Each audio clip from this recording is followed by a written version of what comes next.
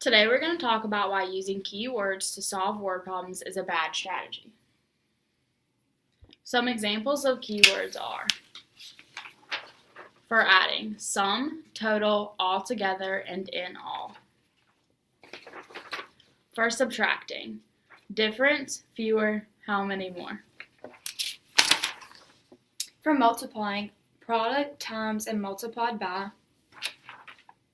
And for dividing, quotient divided by into groups and separated. The reason that focusing on keywords is a bad strategy to solve word problems is because the keywords don't always mean to use one specific strategy. Here are some examples. For adding, when you see the word in all, you think that this automatically means to add. Well, we will show you two different word problems that one will mean add and one will not. For the first one, that's a good example. Mary had 12 candles. She went to the store and bought 7 more. How many does she have in all? Here you would add 12 to 7 and you would get 19. This is a good example of using the word in all. The bad example is John bought 7 cartons of eggs. Each carton contained 12 eggs. How many eggs did he have in all? Well, if you saw the word in all, you would think to add, so you do 7 plus 12 would equal 19, but this would be incorrect. You really need to do 7 times 12 to get 84 eggs total. When seeing how many more, students think that it's time to subtract. Joe scored 3 goals in a soccer game. Matt scored 2 goals. How many more goals did Joe score than Matt? Here you would subtract and do 3 minus 2 to get 1 more goal. An example where how many more does not mean subtract is the second grade is going on a field trip. 44 students fit on the first bus. How many more buses are needed for the 70 other students? If a student decided to subtract, they would do 70 minus 44 to get 26 buses, which is incorrect. They would need to do 70 divided by 44 to get 1.59, which would mean 2 more buses. So, using keywords is not a great idea. So here are some effective alternate ideas. We went and took the different types of word problems, and we will show you each type. So for join problems, the first one is the join result unknown. So here there are 8 kids on the playground, and 6 more also came to the playground. How many kids are on the playground? You would do 8 plus 6 equals 12.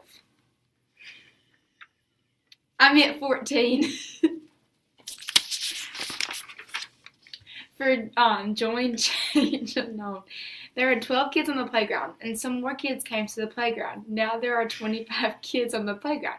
How many kids came on to the playground? You would do 12 plus x equals 25, so the x here will be 13.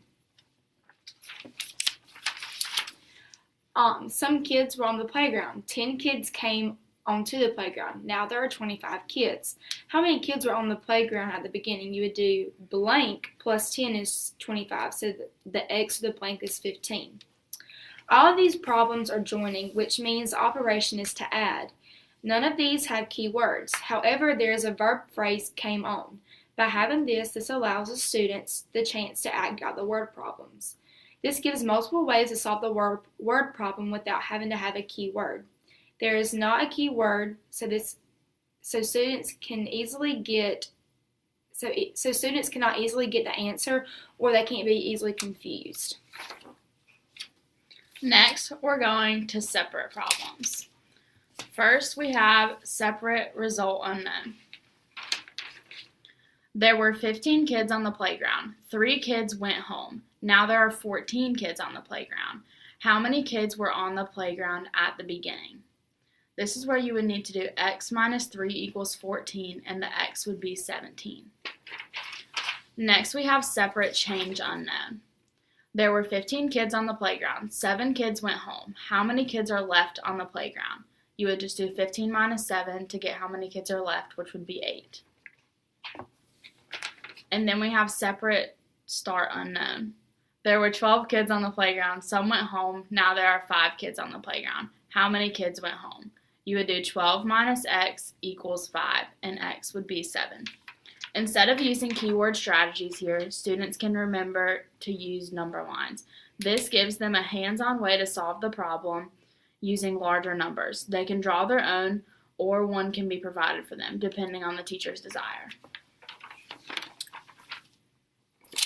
Next is the part whole problem. So the first one is whole unknown.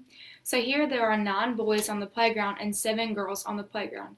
How many kids are on the playground? So you would do 9 plus 7 equals 16. For the part unknown, you would do there are 16 kids on the playground. 10 of the kids are boys and the rest are girls. How many girls are on the playground? You would do 16 minus 10 to find out that there are 6 girls on the playground. For these types of word problems, manipulatives are a great strategy to use since they are not keywords. Students, for example, could have red for girls and blue for boys. This would help the students see the girls versus the boys, and when using this, they can put them together or take them apart as needed. Next, we have compare problems. The first is difference unknown. There are 12 boys. There are 18 boys and 15 girls on the playground. How many more boys than girls are there? You would just do 18 minus 15 to get 3. Next, we have result unknown. There are 6 more boys than girls on the playground. There are 15 boys on the playground. How many girls are on the playground? You would just do 15 minus 6 to get 9 more. Students cannot depend on keywords to solve word problems and instead need to learn how to identify the action of the problem and figure out the unknown in the problem or what is missing in the word problem.